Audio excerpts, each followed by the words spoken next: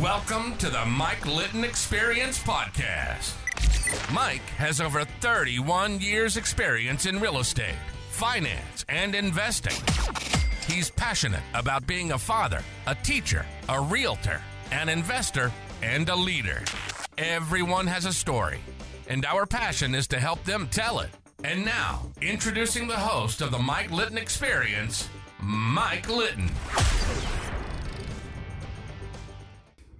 So what can you expect from the Mike Litton Experience? You can expect stories that will inspire, motivate, advice that will sharpen your focus, and expert information on real estate, finance, and market conditions. Ron Berner, thank you so much for being on the Mike Litton Experience. I really appreciate you taking time out of your busy schedule to do this. Thanks. Welcome to the program, bud. No worries, man. It was good to meet you the other day, and happy to jump on and have a little chat here. Yeah, it was fun. So like we talked about before we hit record, everybody has a story, and our passion is to help them tell it. So with your permission, we're going to start with where you were born and then go all the way up to today, if that's okay. Sure. Yeah. I was born here in San Diego. Yeah. Grew up my whole life here in San Diego. I spent 2 years in Las Vegas from like 2013 to 2015. Have a huge family here in San Diego, so ended up back here. So I boomeranged pretty quick, but I spent 2 years out in Vegas, but the rest of my life, all been in San Diego, all been in like East County, San Diego. Mostly Santee. I spent a little bit of time Lakeside, Oklahoma, but mostly Santee. Okay. So growing up in Santee, Lakeside area, East County, San Diego, what was your favorite thing about it? Man, favorite thing about it is I think it's a big like sports area. So like I was in sports my whole life. I was in Little League. My dad coached me. We spent our whole life like at the Little League field. Santee kind of had that small town feel. It's kind of lost a little bit of that. It's gotten bigger, but I think Santee's done a good job of like building out the right way. But spent most of my childhood on a soccer field, football field, baseball field. My parents didn't give me any time to relax or get into trouble. So we spent almost all of my time, on some kind of a field. They burned all your energy off. Absolutely. I had a lot of energy with my ADD, so they had to get me to do something so I didn't drive them totally crazy. Me too. Also knowing, as you get older and stuff, if you're in sports, it's a lot easier to succeed. So I can see what my parents did is they made sure once I got into high school, I didn't have time to get into the wrong things. Yeah, absolutely. So what high school did you go to? I went to Santana High School. My mom still owns her house that she bought in 1983. Her backyard kind of faces the baseball field. So I grew up walking across the street. I for some reason drove once I had my license. It was actually longer to drive than it was to walk, but it sounded better once you have that car to actually drive. But I went to Santana High School for all 4 years. It wasn't the practicality, it was the principle. Right. Absolutely. Well, and I was able to swing by the donut store, right? And some people won't understand this, but I used to grab the paper to read the sports page every day. There wasn't internet. I wasn't able to pull up all the fantasy stats. So I would go grab the paper so I could read through the sports page every day. Yeah, a lot of people nowadays don't get that, right? We used to read that stuff all the time, right? And you get the black fingers and all that kind of stuff, right? Yeah. I actually miss newspapers, man. So what was your favorite of all the sports you played in high school? What was your favorite sport? My favorite sport was football, and I actually still coach high school football to this day. I started coaching as soon as I graduated. Absolutely just loved football. Wasn't great at it, so it wasn't because I was the best player on the team, but loved the team atmosphere. 40 to 50 guys on a team. Some of my closest friends were either people that I played football with growing up or people that I've met coaching football.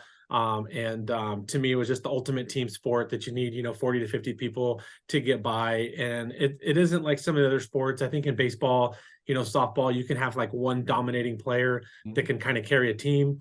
Football is a lot less like that because even if you have one really good running back, but if you don't have linemen or vice versa, if you have one good lineman, but no running back, so that you need the whole team and that you're basically only as good as your weakest player.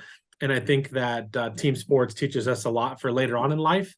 And my coaches were very hard on me. I was probably more scared of my coaches than my parents. And they made sure that I was, getting good grades, staying out of trouble, hanging out with the right people. I'm a big fan of football. Yeah. So where do you coach football now? I coach at Santana, which is where I went to school. So this is my second year there. I was the head JV coach this year.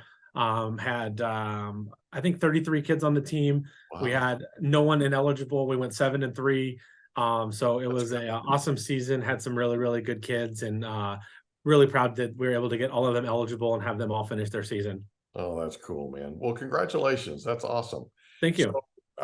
So in coaching football, and it's been now a few years, right? You've been doing it now for a while. Yeah, I started in 1998. I took off 2 years when I went to Vegas for work. So probably 25, 26 seasons. So what's funny was I was always one of the younger coaches, and now all of a sudden I'm one of the older coaches. So I don't like that transition.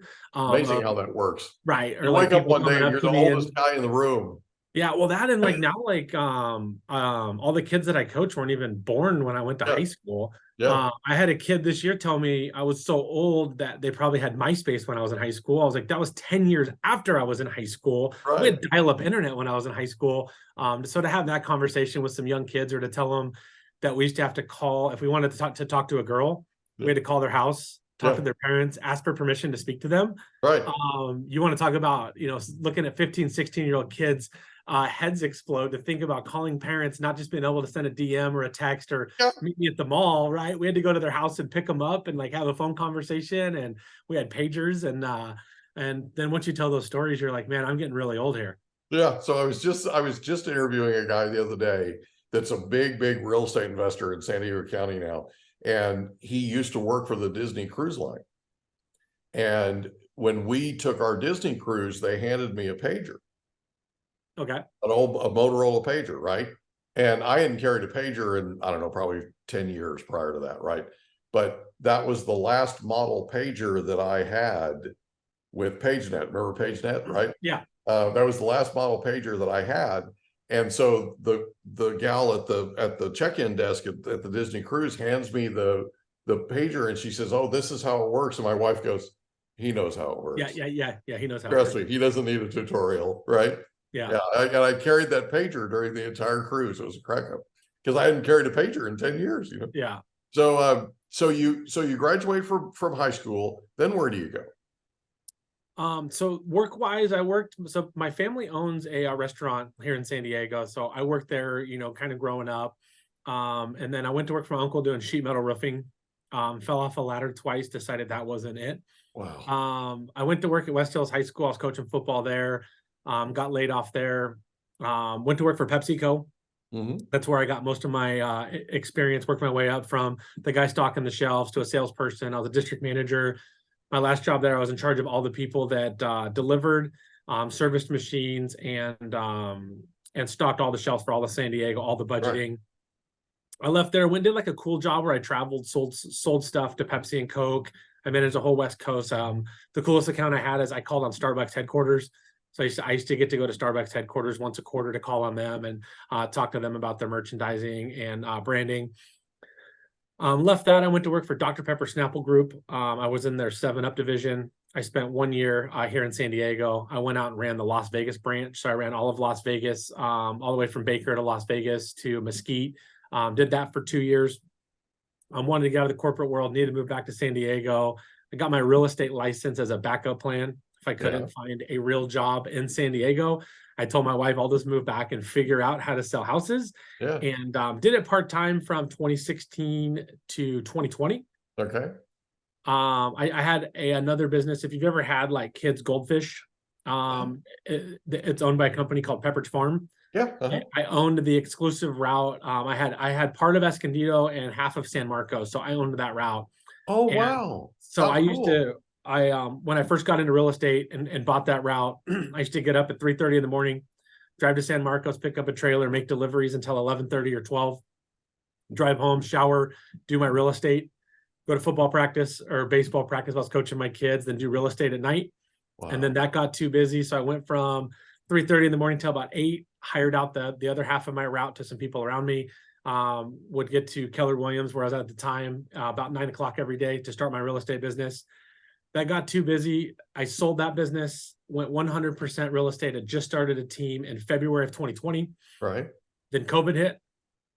And my Perfect wife was like, timing. what in the heck did you do? And as you know, here in California, we weren't even allowed to work. I I think know. for the first 3 or 4 weeks, we were told only to work on current deals. We weren't allowed to go to our office. Yeah. We were No non-essential open workers. houses, no showing houses, no nothing. Yeah, and we were non-essential workers. I think for the Yeah. first 3 weeks, we had to wear gloves. And I always tell people the most interesting time of my life was walking into someone's house during COVID, because you've done this longer than me, but going into someone's house, as uncomfortable as it is, you're showing up, meeting a stranger on a listing appointment. You don't know them.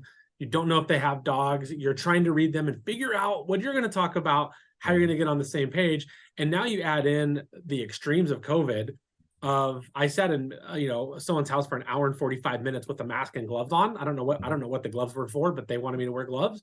Yeah. I was in a lot of people's houses that were a lot older, and then I got to some houses that wouldn't let you in if you had a mask. Yeah. And so you had every extreme of person, and you're in someone's house, like touching things, and Right. you had to wear gloves. If you remember, we had to carry sanitizer with us, but you couldn't find sanitizer, and you had to have wipes And you with had to have you. the spray, right? Yeah, You had to and have so the like spray to disinfect everything. And right. And so it made our lives a lot harder. We had to have that stupid card on every front door of like the rules.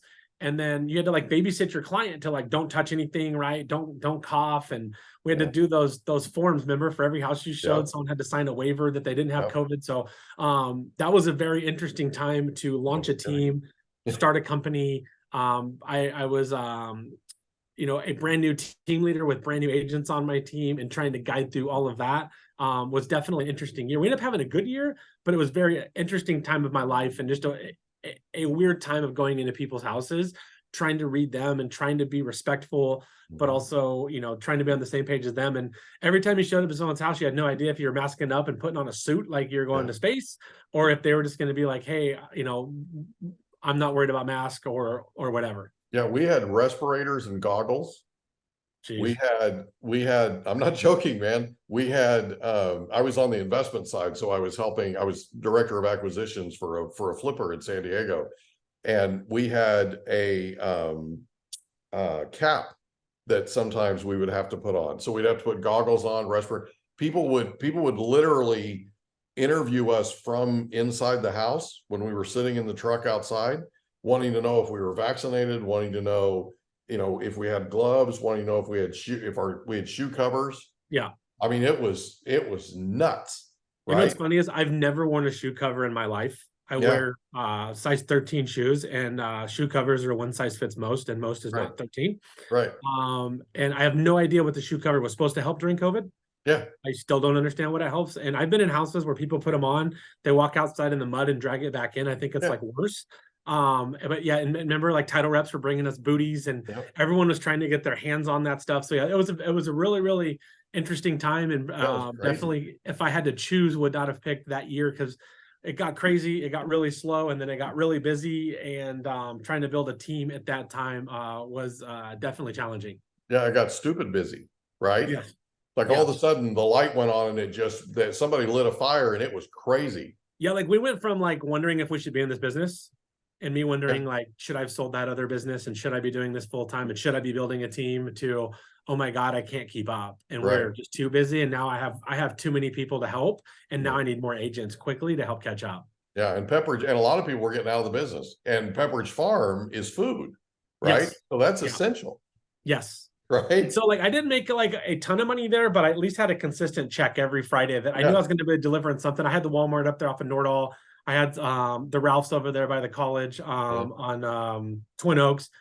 So I knew I was going to get some kind of a check every week. And then when you go into this with no guaranteed check, and then COVID hits and you can't work for a couple of weeks, it kind of makes you start thinking about your decisions of like, was this the right move? And I was investing money into a team and getting leads and building out the infrastructure. So definitely some challenging times when that first started. And then all of a sudden we were so busy, I didn't have time to even think about anything.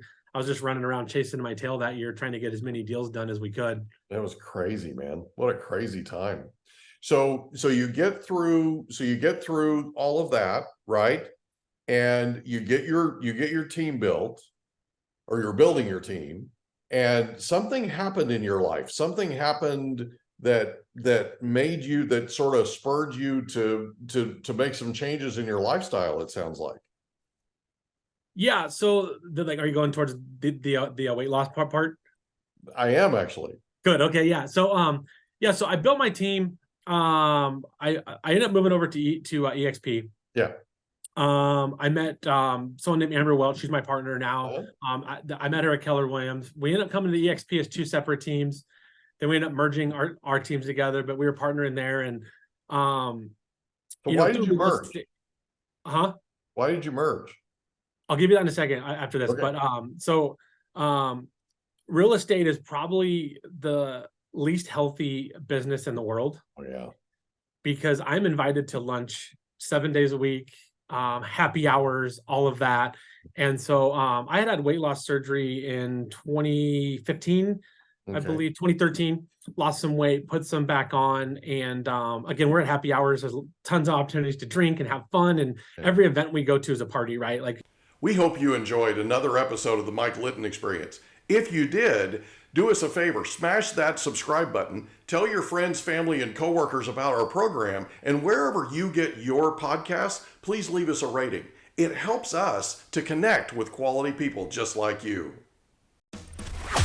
And that's a wrap. Another episode of the Mike Litton Experience in the books. Reach out to Mike on Instagram at Litton Realty. Want to meet with Mike? Check out calendly.com/Rio760.